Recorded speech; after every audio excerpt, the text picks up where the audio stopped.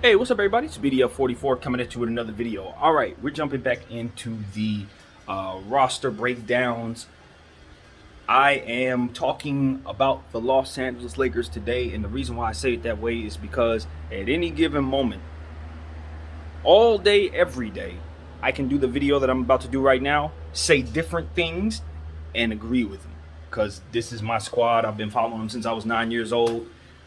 I am in my 30s, late 30s at that. So this Laker thing runs so deep, it's not even funny. I was the kid when I was little to where if the Los Angeles Lakers lost a game, that determined how my mood went. If we lost, I'm cool. If we weren't winning, probably went into my room to stay away from my mom. She probably didn't want to be around me for a little bit, depending on what type of loss it was. Certain games, man, I remember the Lakers were meant so much in the household that sometimes me and my mom would have little arguments, stuff like that. Me being wrong, she disciplining me not taking well to that kind of thing. We would be on the verge of having the worst day. The Lakers would come on, we'll shut up for 4 hours in the same room with one another and enjoy the game. By the time the game was over, we were cool. That's what the Lakers did for me in the household. That's what this team means to me. I lost my mom in 2016. Lost my dad the same year. Lakers got me through all of that. So, this is something that isn't just like, oh, it's a guy who loves his team. No, I'm one of those fans who has memories wrapped up in purple and gold. Memories that I cannot let leave my head. That kind of thing. So it's deep for me. I'm also one of those people who love the NBA, as you can probably see. I follow the league as a whole very passionately as well. Got a lot of love for it as a whole. And this is just a little project I'm doing this year on my channel, and see how it turns out. And if it works out, maybe it can grow into something that I do every year. So let's get into the Lakers, man. Let's get into the team. All right. If we're going to talk about the Los Angeles Lakers, the first name that's going to come to mind is LeBron James. In this era, we have simply the best player alive. That's him. He's the guy. Be mad about it. I don't care. It's the truth. He is simply the best player on the planet today playing basketball. Now, I have Mike ranked ahead of him all time, but he's like 2B for me. It's between him, Kareem, and MJ. Those are the guys. MJ takes one. Kareem and him are still somewhere in the second spot. I'm not quite ready to put Bron ahead of Kareem because Bron's still writing his story, and there's a lot to say. His Laker tenure will help tell that story. Maybe you can even reach Mike, although that's a tall task. But him surpassing Kareem is not a tall task right now. In fact, he may already have done it. So that's how I look at the King, man.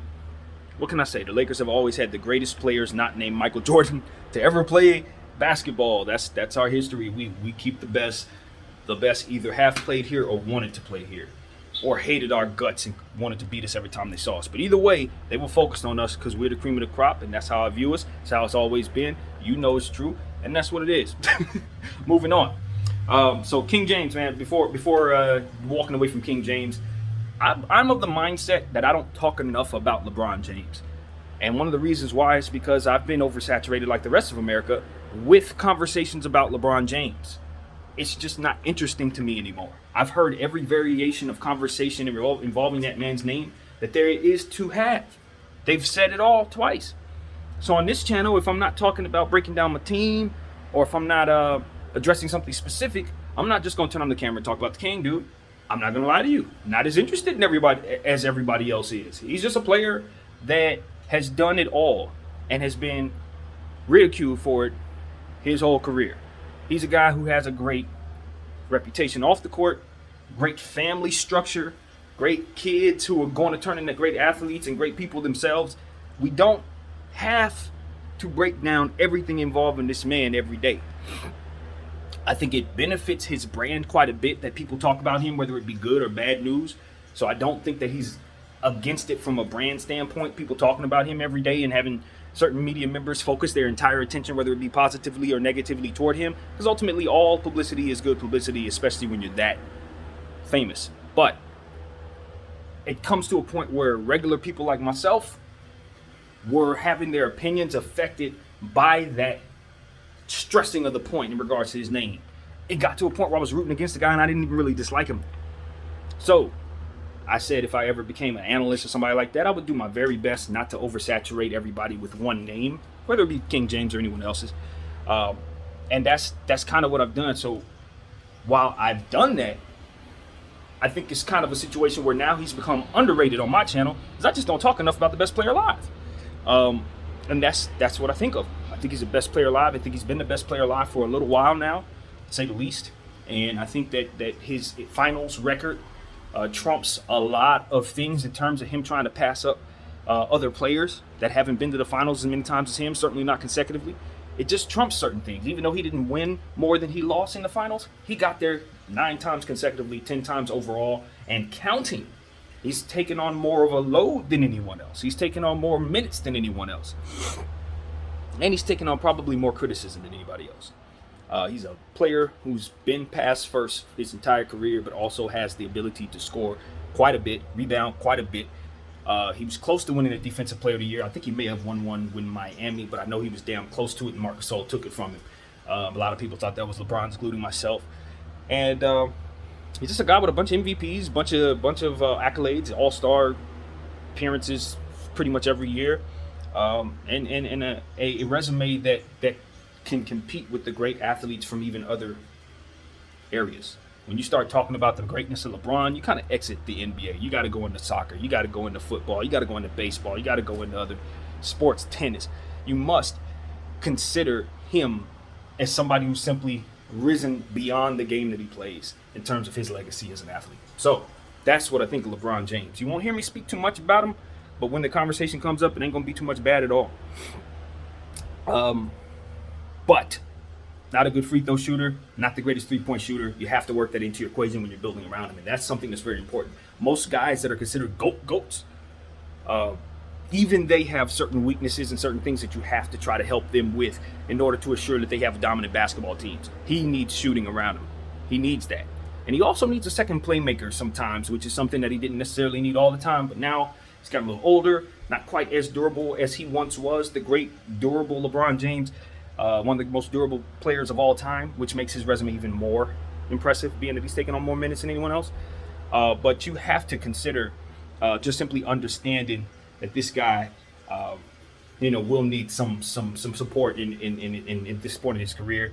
Me and him are the same age. I got him by like 4 months, so that'll let you know how far into it he is. 37 years of age come this December.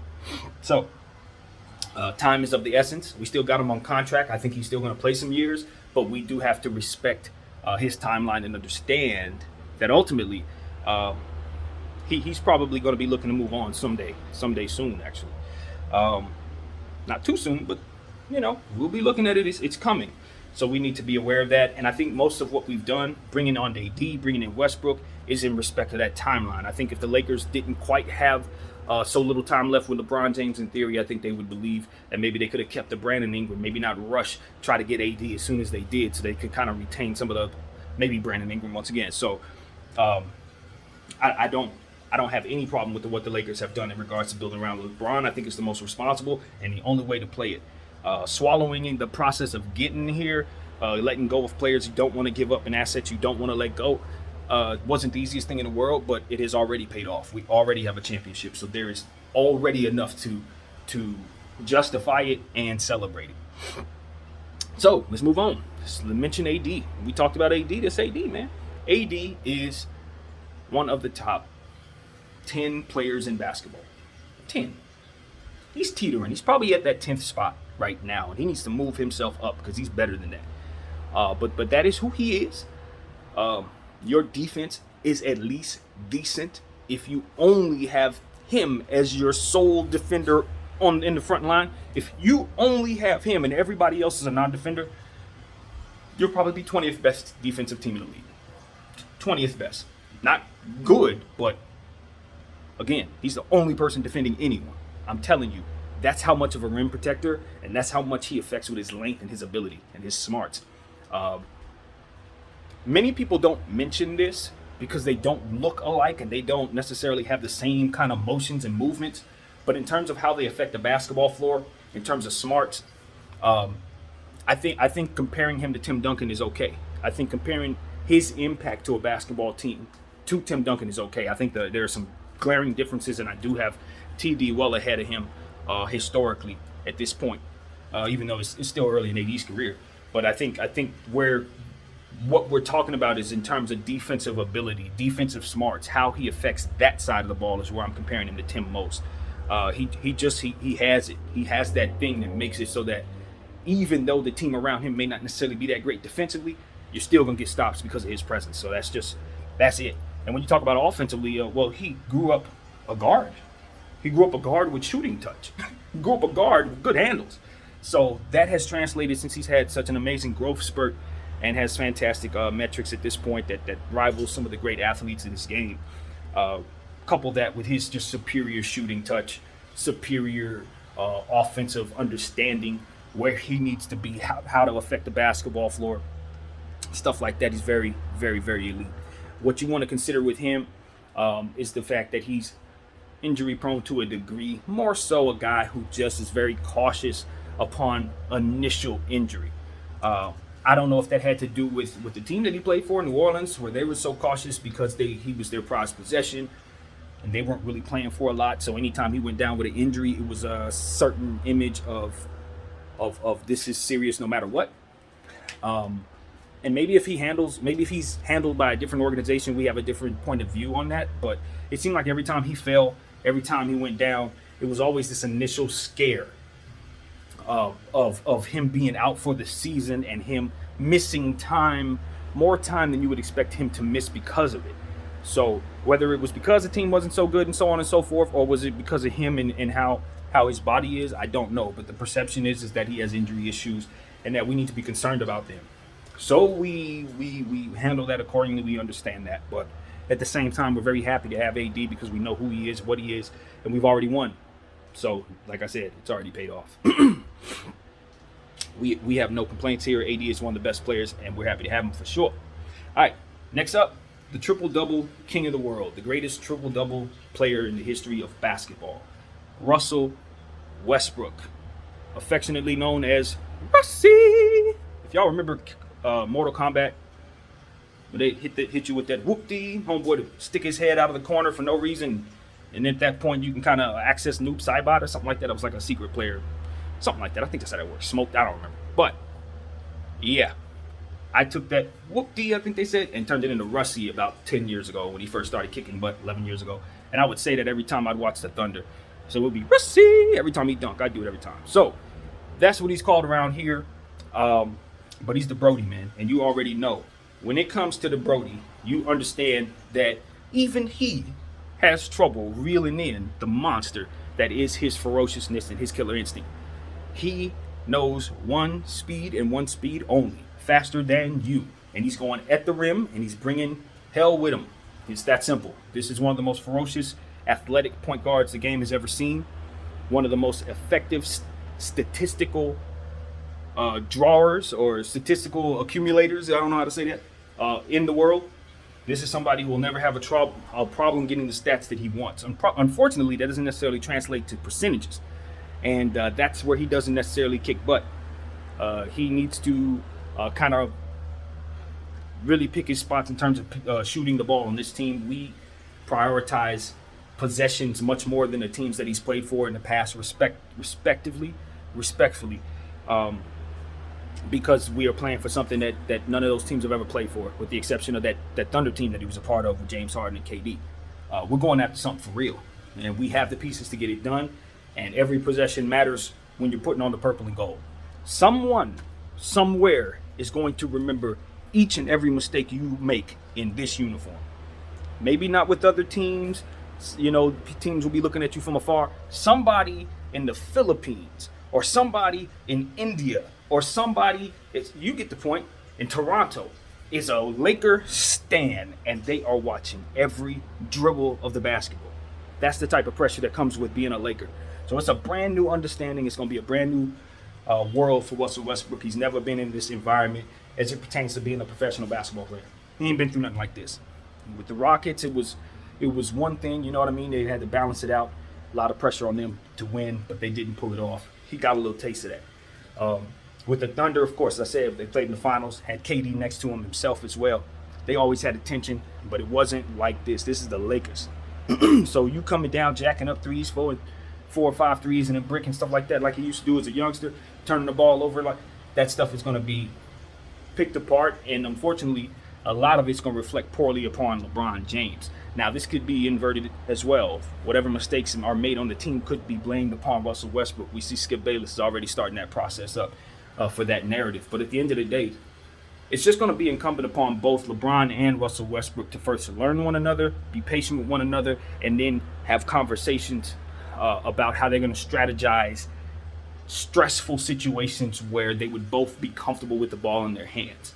When they start having those conversations, get those arguments out the way early. This is what I like to do. This is what you like to do. How can I accomplish being myself while you do what you do? If they figure out that equation, they will win multiple championships. Not just one. We'll win this year. We'll win next year too. But they got to figure that out. They have to figure that out.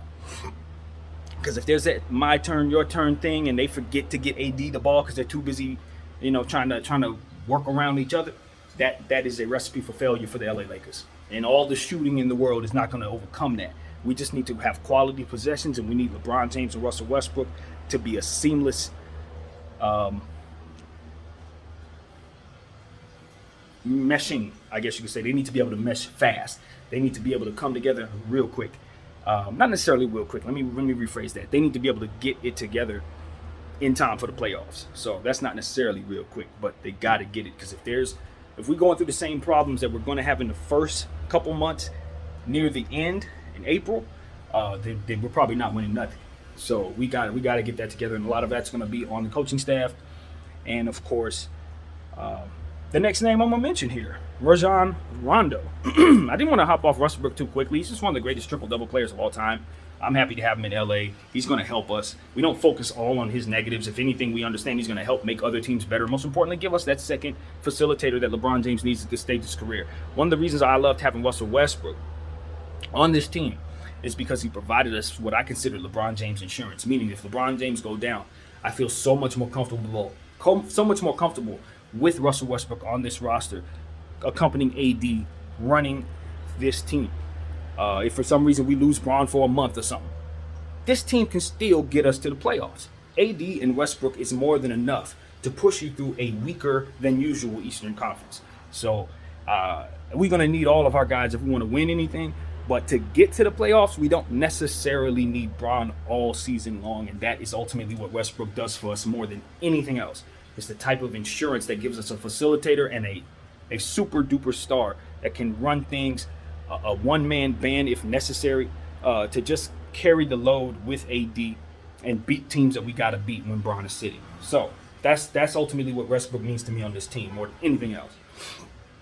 All right, so get to Rondo. Rondo helps us as well, but more so in the coaching side of things, in my opinion. I don't think he's going to have a very big role this year. I don't think it's necessary for him to have the same role he had in 2020 because of the presence of Russell Westbrook, because of the presence of some of these other young guys. We're going to need his mind more than anything. We don't even need him as a second facilitator like we once did. No, just tell us what you see, accompany the young guys. Be ready when your number's called, as you're going to do anyway, because that's who you are. And that's it. I don't think this is going to be that kind of party for Rondo, like a lot of playing time, come first guy off the bench. I don't think so. He's going to have a lot of DNPs this season. One of the back of the bench guys, in my opinion. So we'll see. But I think he understands that. And I think, like I said, this is about coaching for him. He's going to have to really, really assist in strategizing against other teams. And that's something he does. He just does that. So that's what we got there. Next name up for me, I'm going to mention is my guy, Dwight Howard. Welcome back, D12, even though he hasn't worn 12 here. Welcome back in a long time. But welcome back, third tenure here. Nothing but good things to say about Dwight this go round. We missed him. We didn't want him to leave. All that other stuff that was before we won the championship is stuff that's just not even necessary to rehash since we've healed. You know what I mean? That's the beauty of the Dwight Howard story, in my opinion. The Dwight Howard Los Angeles Lakers story. We've healed. There's healing there. You see situations where teams and players, they don't come together after a breakup. You see the situation going on with Ben Simmons. You see a lot of them, KD and both Golden State and OKC. You know, even Westbrook in certain situations, even though they love him in OKC, that's not a good equivalent. But what I'm saying is, when players leave, it hurts. You don't really see healing. It's players coming back and fixing things like Dwight has done here with us and like LeBron did with Cleveland. And that's what this story is about. We have gone through it. We went through it. We smiled when he faced his karma. I'm sure he watched us struggle through the era where our team was horrible. Probably had a smirk on his face because we let him go. Stuff like that didn't go well. He went through the struggles, had some real tough times, had some even worse injuries. Healed up, grew up, shook off some demons, came here, gave us everything, was a model citizen, was uplifting to other guys who was currently struggling at the time, who had struggled maybe in different ways than he had. He remembered how it felt to be held accountable for those things, and he now is somebody who has shown that he wants to just show love to people who are struggling like he struggled. That's the energy he brought to this team. We won the championship with that. He went to Philadelphia in a situation that I felt was just kind of like, last minute, you guys are getting in. The Lakers are bringing in Trez. All that moves my spot. Let me just go take a spot behind Joel. That's an easy transition for me. I can keep my career going, et cetera, keep my value up. And he pulled it off. He went there, stayed healthy, had a tenure there in Philadelphia that gave him yet another chapter to his life that he mentioned that he enjoyed. He had a good time there. And now it's time to come back home to a place where he didn't leave being hated this time. He left on a high note, and he gets to come back on a high note, where he was missed, where he was appreciated, and ultimately where we can use his services and believe in what he can do and won't ask him to do what he can't. So this is a perfect fit for all the reasons involved. We don't necessarily need him to be the same guy he was last time, but we do need him to be kind of close to that. And I expect that he'll be ready. Dwight Howard has stayed in shape his whole career, even though he's had horrible injuries.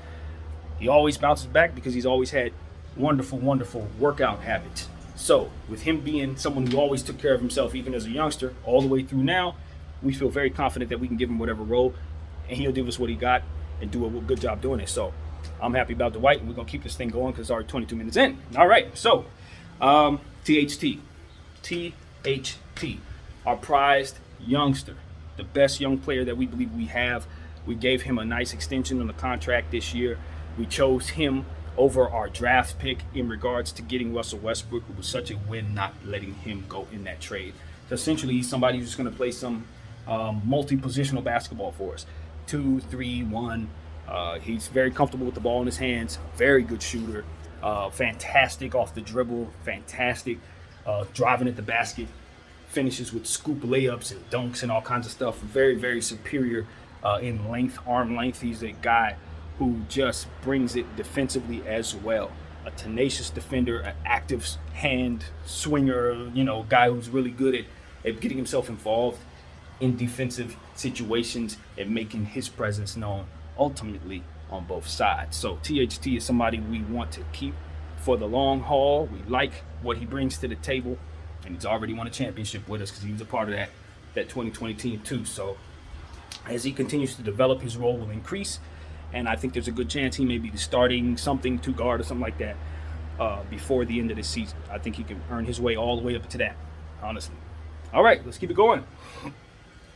We got Kendrick Nunn, the guy that we picked up that I thought was not even realistic for us. Yet another hat, a rabbit pulled out of the hat of our GM here, and Rob Pelinka, just doing a fantastic job as always. Getting Kendrick Nunn at the mid-level exception, $5 million. He's a guy who's going to help us tremendously because we need a lot of youth. Our team, of course, is one of the oldest teams ever assembled, and he is going to be a representative of the youth movement on the team. Very good shooter, 40% three-point shooter, as you'll hear me say a lot in this thing, because we did do a great job getting three-point shooting on this roster to help with spacing that is going to be essentially necessary with the King and Westbrook kind of together. You want to surround them with those type of guys. He's one of them, and he's also going to help us in a lot of ways.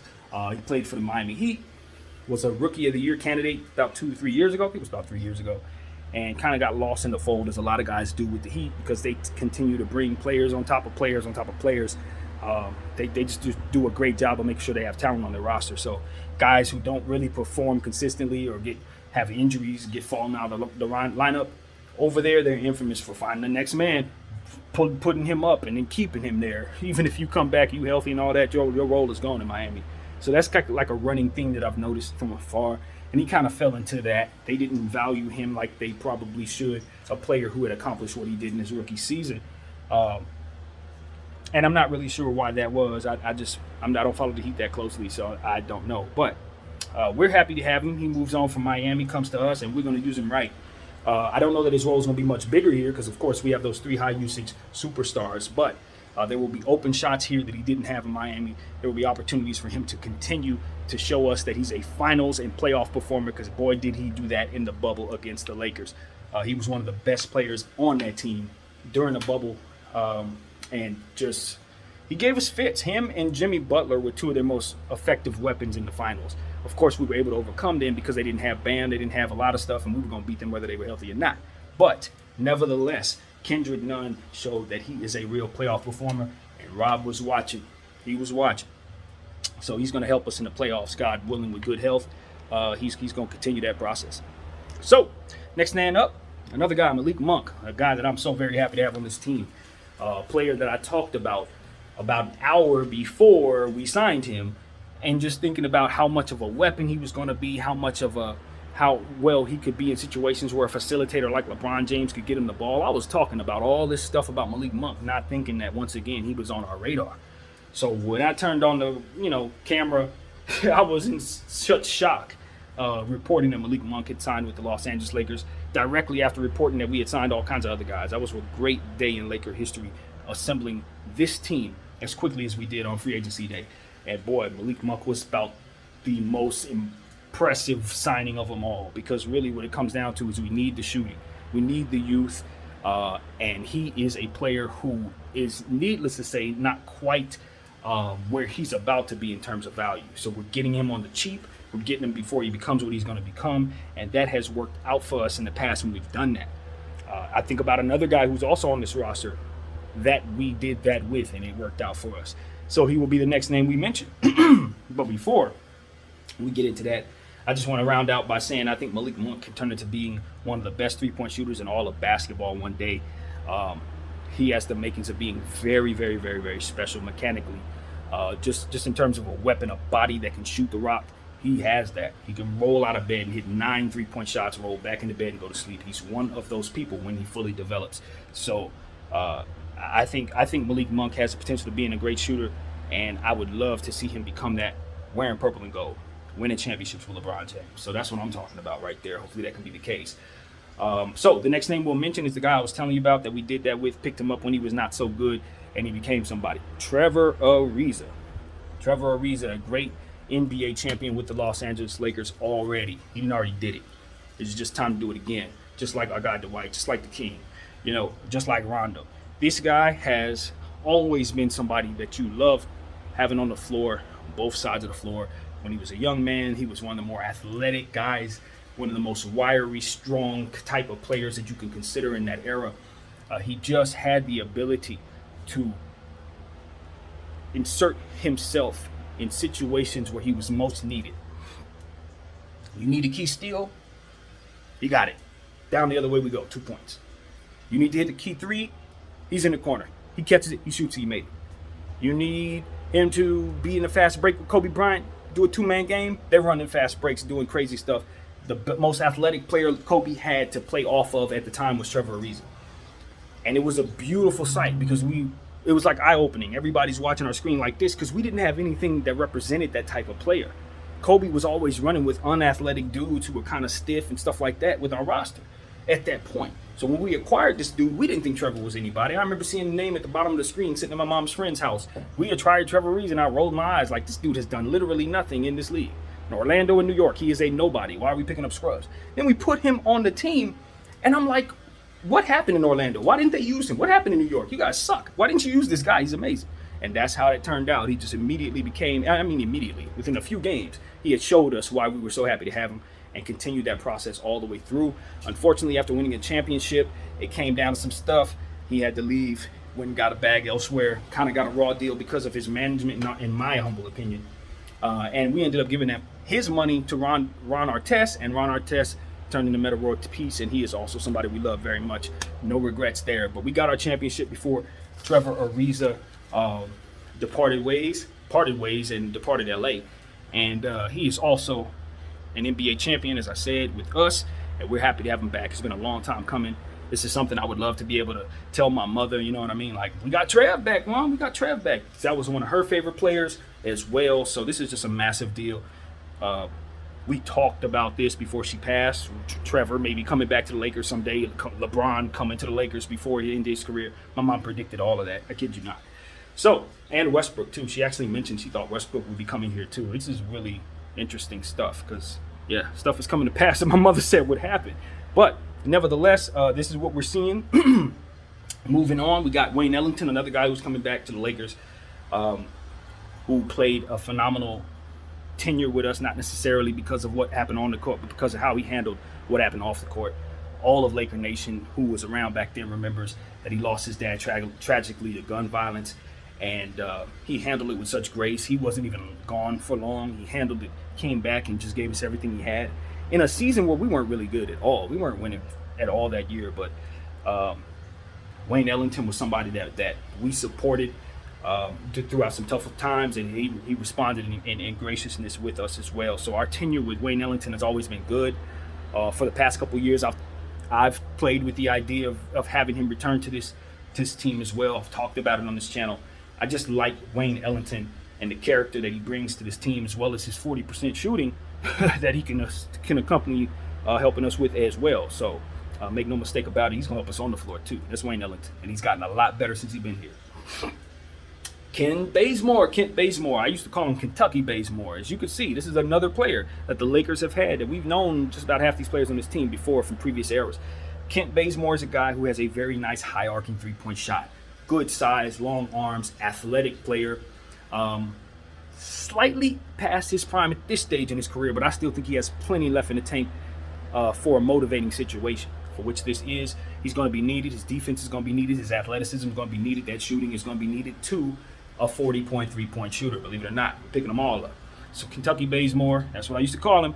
He's a guy who's only here for a split minute, moved on, passed through, but now we need what it is that he brings to the table. The timing is right for him to return to the Lakers and get himself a championship. Hopefully we can pull that off. I don't think he won one with the Golden State Warriors, though he started his career with the Golden State Warriors and I even think, if I'm not mistaken, he was on the back of that We Believe team. Like, that's how long he's been in the league.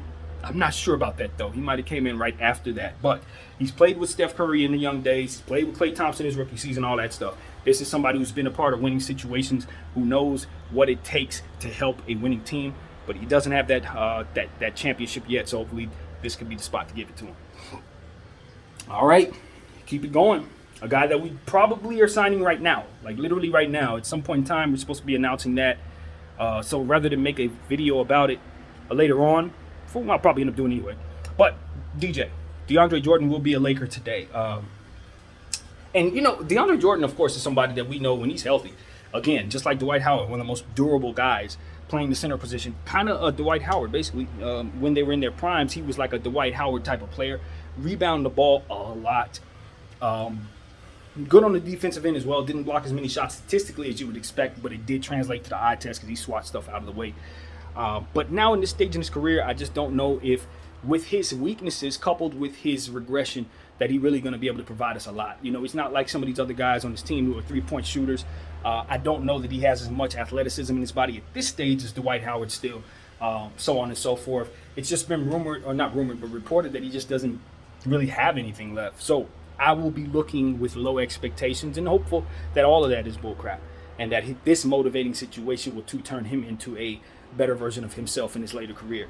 Because at the end of the day, we need somebody to play that backup center a little bit to keep us from having to use AD at that position when we don't want to. And ultimately, even though we have Dwight in place, Dwight too is an older guy, so the more bodies we have at 7 feet plus, the better.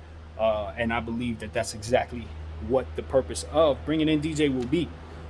He's at a good price. It's not like we're bringing him in some crazy situation with his contract. So, you know, if bringing him in, if it doesn't work out, we just cut ties, keep pushing.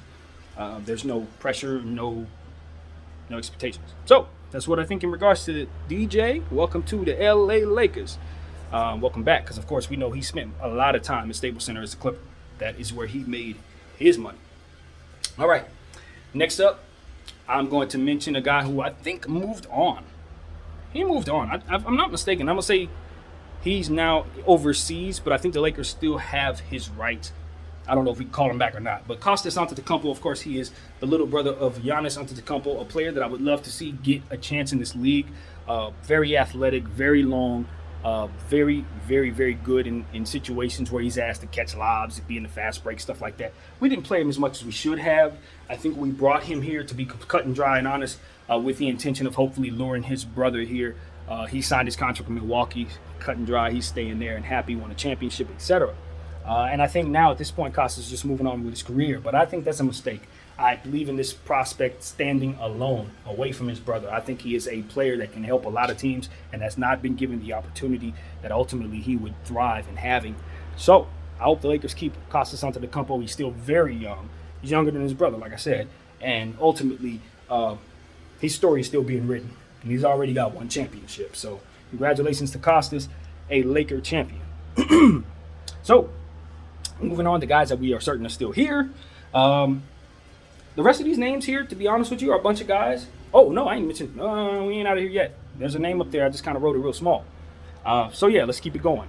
There's a guy who played most of his years in New York, played in Denver, won a championship at Syracuse in college, a legend, Hall of Famer, one of the best pure scorers that the game has ever seen, one of the quickest release shooters and volume shooters the game has ever seen. And ultimately, one of the best big-size power forwards of his generation, small forward, power forwards of his generation, and really beyond, to be completely honest with you. Carmelo Anthony. Carmelo Anthony is chasing a ring, man. He still don't have it. He was a guy who chose opportunities to make the most money over chasing opportunities to win throughout the juice and the meat of his career. And I think that a lot of people would say that was smart, given that he's on the Lakers today and in a championship situation. Ultimately, if he wins this championship, voila, not only did he have the Hall of Fame career and get all the money in the world, but he did still get a ring. So we will see if that actually pans out. But we know for a fact that Carmelo Anthony has done enough in this league to be mentioned amongst the great scorers that have ever played the game. When you talk about Carmelo Anthony, for me, what comes to mind is remembering what Kobe Bryant said, that this was one of the toughest people he ever had to guard, because no matter how skilled Kobe was, Carmelo bumping him wore him down in ways that most players never did. Most players he had to guard never put as much punishment on him while he defended them as Carmelo Anthony, who continued to just put his big body on Kobe and use his packages to shoot over him and just create space for himself against one of the great defenders of Kobe Bryant, who was intentional in stopping this man and was not able to a lot of the time. That's the legacy of Carmelo Anthony in a nutshell, if you ask me. We can talk about a lot of different things, but the fact of the matter is, he's one of the toughest people Kobe ever had to guard. It's somebody who beat him up, gave him punishment, made it so that he didn't sleep well at night after playing this man. That's how real it is. So you talk about Carmelo Anthony, that's what's up. One of the greatest players ever played this game, and hopefully somebody who's going to get him a championship this year. I am very, very happy to see that he had a good tenure with Portland. They celebrated him. He celebrated them. He rekindled his career and left himself with a lot of value to sign this situation. We've had different situations where we could have had Carmelo Anthony. Of course, he chose New York back in, I think that was like 2015 or something like that. Instead of coming here to play with Kobe, that was a financial decision ultimately, because we know that wasn't the best situation for him basketball-wise. But he has an affinity for the city. That's his home. That's his. He wanted to give him a championship. It just wasn't meant to be. They did not do the right things in New York to put the right players around him. Part of that problem was how they acquired him. One of the most infamous situations where Masai Ujiri made a name for himself in getting their entire starting lineup and a couple picks for Carmelo Anthony's services, who would have probably signed there anyway, becoming a free agent. So, ultimately, Carmelo Anthony has won. He may not have won NBA championships just yet, but the way he maneuvered through his career, he played where he wanted to play.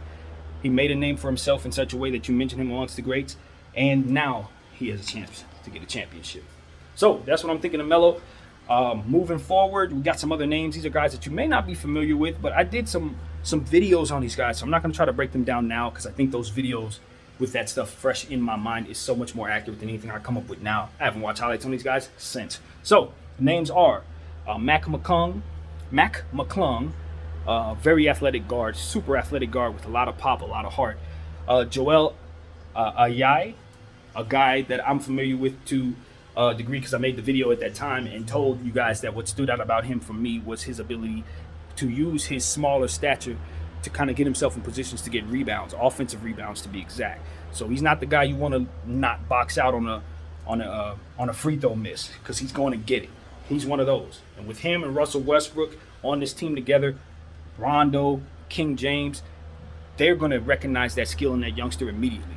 He's going to be trying to challenge them for offensive rebounds and rebounds that they're going to be trying to get in practice. So it's going to be great to see how they take to Joel Ayai because I think from what I've seen, he's somebody that they can use at some point. Shaun D Brown. I honestly made a video for Shaun D Brown and completely forgot about everything that I said. So please, everybody go check out my Shaun D Brown video. I will too, to remind myself of how dope the player was. But I will say this. I do remember saying great things about him, so I know he can play.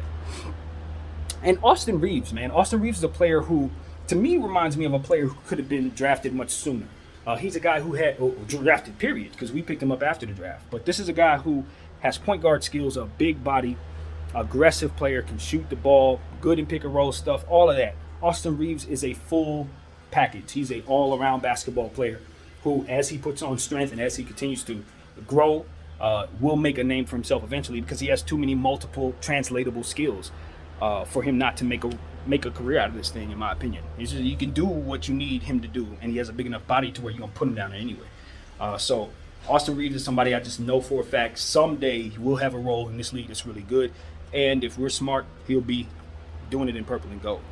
And last but not least, another NBA champion with the Los Angeles Lakers who's yet to get his opportunity with the big league, but in certain situations, and luckily enough, during the finals, he was on the roster active. Devontae Cacok, one of our prized possession rookies. Not rookies, he's been in the league for a couple of years, of course, but one of our prized youngsters at the power forward position.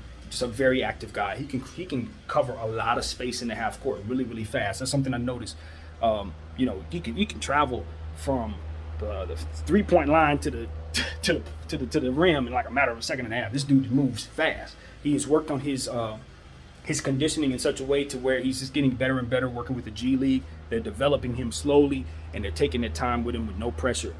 Most people probably are not aware that this guy is somebody that we're developing, but he is. And at some point in time, we're going to call him up, and I believe he's going to be a power forward for us at the backup position at some point. I would love to see us pull him up now because we do have a little bit of older guys in that front court, as we've already mentioned. And I just think what his youth and athleticism can bring can really, really add something to this team that is not on this roster at this time. So while I appreciate us developing him, I think if this were a situation where we had much less talent, he would already be called up. So we might as well call him up. And that's what I'm saying. Call up Cacok this year and put him on the roster this year. That's what I think. So that rounds out the names that I have on this list. I think the Lakers have another open spot. This is the longest video I've probably done about basketball in my life. But I thank you guys for being patient with it. At the end of the day, I think we're the team to beat in the Western Conference. I'm not just saying that because I'm a fan. We are the cream of the crop. We've put together a team that should be able to compete with everybody. And anything less than that would just be a failure, really. To be completely honest with you, we're going for one thing and one thing only. Number 18. NBA championship 18. That would break the record for the most NBA championships won by any single team in the NBA. Yes, we're going after it. Boston, we're coming after it. And, I think we're going to get it. I look at other teams, and I know that the Nets are out there. We'll talk about them at some point. But this is our year. We got all the stuff that has the makings of this being our year. So on paper, it's our year. The question is will we have enough youthfulness and exuberance and good health to carry us through the regular season to make us healthy ultimately in the end? Will we get enough out of our youngsters so that our older guys don't have to take on such big loads and meaningless games, more or less? If we can get enough of that, all we need is our three to be healthy at the end and enough shooters to complement what it is for the spacing. After that, it's just about our superstars willing their will willing themselves against other superstars and seeing where the best team lands, because we have enough. We have more than enough. So yeah, man, our coach is Frank Vogel. I like Frank Vogel. Don't love Frank Vogel, but I like him. And we've already won a championship with him, so we'll see what he does. My most recent criticism of Frank is just simply I'm not a fan of how he handled Montrezl Harrell, so that makes me wonder how he's going to manage this year's roster. That whole Drummond incorporation thing was just a super failure. I don't think we handled that properly at all. So I look at him when I saw that, but I also saw a fact that they didn't have Rondo in there to kind of provide what it is that he provides. And I remember how much it was said in 2020 that he provided from that standpoint. So with him back in the lineup, I think he will help kind of sort certain things out and maybe give people another voice in the locker room that can help with the strategy. So, as I said, I can do this video 100 times. I could talk about the Lakers for a whole nother hour and be cool. There are more points to make about my team. But ultimately, I just wanted to give some time to them today because it didn't require me to do any homework. And I felt like being lazy. And I want to be honest with everybody on this channel. I wanted to do the Lakers because I didn't feel like looking up nothing. This is just a team that I can talk about and not have to worry about. So that's what this is about, y'all. I appreciate my Los Angeles Lakers so much, and y'all know I do. I also appreciate all of you. That's what's up, man. My name is BDL44. Thank y'all for watching. I am out. Go Lakers. 18 on the way.